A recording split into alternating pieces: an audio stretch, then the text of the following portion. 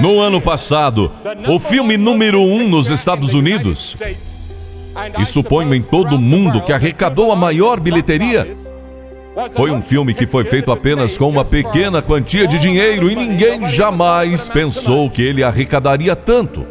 Ele era baseado em uma pequena e simples história, e era chamado de uma história de amor. E uma manchete nos jornais britânicos o chamou de a maior história de amor do século. Mas a maior história de amor de todos os tempos está resumida nestas 25 palavras que alguém já chamou de uma miniatura da Bíblia, o Evangelho em uma casca de nós. Porque Deus amou o mundo de tal maneira que deu o seu Filho unigênito, para que todo aquele que nele crê não pereça, mas tenha a vida eterna.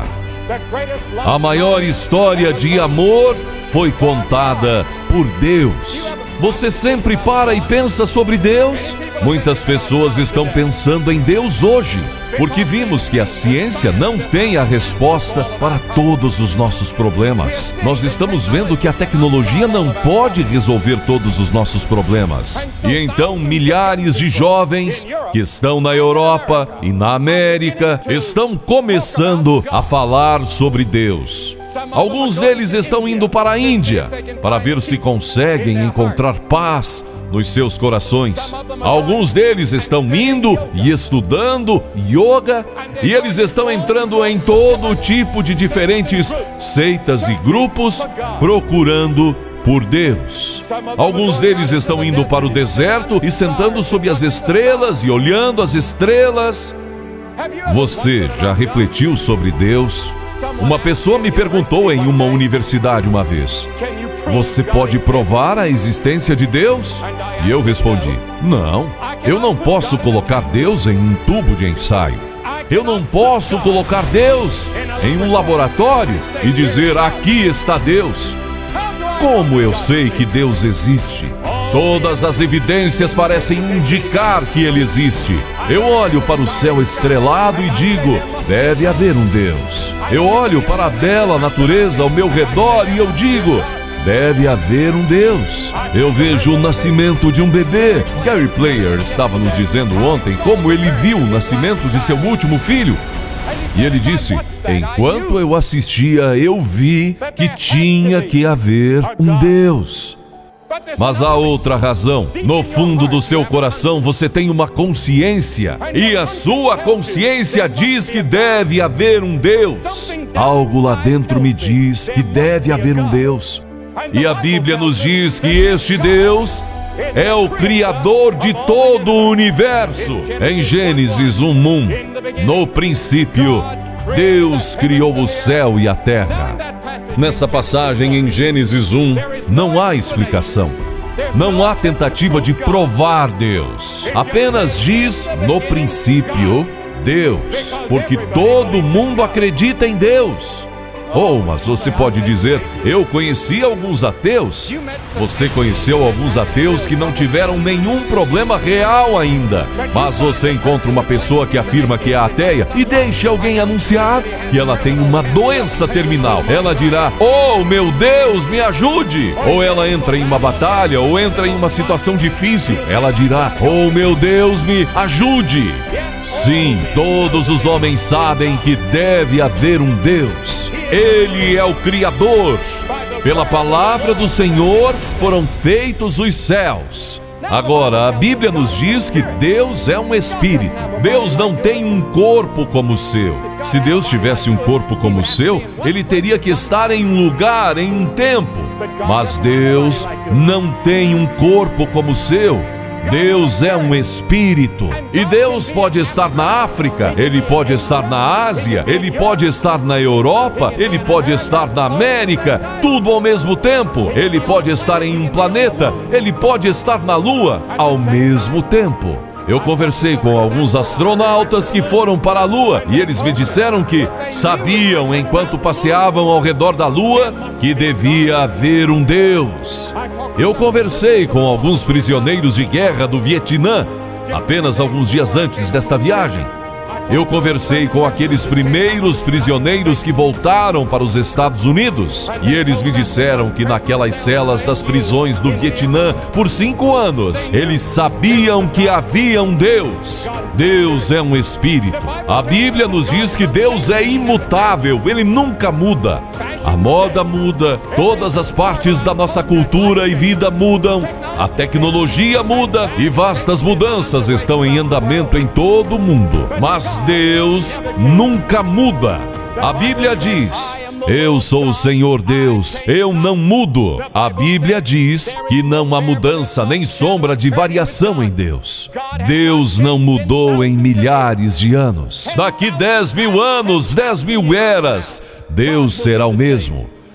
Deus existe de eternidade em eternidade. Deus não muda. Mas a Bíblia também nos ensina que Deus é um Deus de amor, que Deus ama. Fico feliz que isso esteja na Bíblia, de Gênesis a Apocalipse, que Deus é um Deus de amor, de misericórdia e graça. E Deus ama todo mundo. Eu não ligo para quem você é. Ele tem os fios de cabelo da sua cabeça contados. Ele vê o pardal cair. Ele está interessado em você. E Ele ama você. Agora há várias palavras gregas que são traduzidas amor. Eros significa amor sexual. Filha significa amor de amizade, o amor que eu teria por um amigo. Mas quando os escritores do Novo Testamento estavam tentando encontrar uma palavra que descreveria o amor de Deus, eles inventaram uma nova palavra: ágape. O amor divino, o amor que não podemos conhecer fora de Deus. Não há um amor que você possa pensar nos relacionamentos humanos comparável ao amor que Deus tem por você e que Deus tem por mim. Deus ama você. Você diz: mas Billy, eu não mereço tanto amor. Eu sou um pecador, eu quebrei a lei de Deus, eu falhei com Ele milhares de vezes. Eu sei. Esta é a beleza e a grandeza e a emoção do amor de Deus, que não importa o que você fez, Ele ama você, porque Deus amou o mundo negro, o mundo branco, o mundo amarelo, o mundo vermelho, o mundo rico, o mundo pobre, o mundo não estudado, o mundo estudado, e Ele ama todos nós igualmente. Deus ama você. Porque Deus amou o mundo de tal maneira que deu o seu Filho unigênito, para que todo aquele que nele crê não pereça, mas tenha vida eterna. O Evangelho nunca é pregado sem o trabalho e a operação do Espírito Santo. Você vê que tem uma pequena voz que tem falado com você enquanto eu estou falando? Essa é a voz do Espírito de Deus. E Deus tem convencido você do seu pecado, e Deus tem convencido você da sua necessidade de Jesus Cristo. Oh, eu sei que a maioria de vocês devem ser membros da igreja. Quando eu me voltei a Cristo, eu era um membro da igreja. Eu era o presidente da sociedade de jovens da minha igreja. Todo mundo achava que eu era um maravilhoso cristão. Mas no fundo do meu coração, eu não conhecia Jesus Cristo como Senhor e Salvador. Ele deu seu Filho. O que você tem que fazer? Você tem que fazer alguma coisa. O que é? Primeiro, você tem que se arrepender de seus pecados. Jesus disse: arrependam-se. O apóstolo Paulo disse: agora Deus comanda todos os homens de todo o lugar a se arrependerem. Deus o comanda a se arrepender. Você já se arrependeu de seus pecados? Você se lembra do momento em que se arrependeu? Você diz: legal, Billy, o que você realmente quer dizer com se arrepender? Bem, primeiro de tudo, o arrependimento traz consigo a ideia de que você diz: Senhor, eu sinto muito pelo meu pecado. Você já disse isso para Deus? Eu sinto muito? E realmente sentia? E então isso significa que você deve mudar, dar a volta. Você tem que parar de cometer seus pecados, mudar a sua maneira de viver. Velhas coisas ficam para trás e tudo se torna novo. Isso é arrependimento. Eu me arrependo dos meus pecados. Estou disposto a me afastar do meu pecado. Você já se arrependeu? Jesus disse: a não ser que você se arrependa, você perecerá. E então, seguindo pela fé, você deve receber a Cristo como seu Senhor e Salvador. Isso só pode ser feito com arrependimento. Arrependimento e fé andam lado a lado. Você pode não entender tudo intelectualmente. Você não precisa. Você simplesmente vem com a fé de uma criança. A Bíblia diz que pela graça sois salvos por meio da fé. A Bíblia diz que sem a fé é impossível agradar a Deus. Agora, isso não significa que você tenha que jogar fora seu intelecto ou cometer um suicídio intelectual. Oh, não. Há uma lógica para o Evangelho, mas sua mente foi infectada pelo pecado. Então você não pode mais receber coisas espirituais. Então você vem pela fé e as recebe. Então, a terceira coisa, você deve abertamente confessar Ele como seu Senhor e Salvador e Mestre.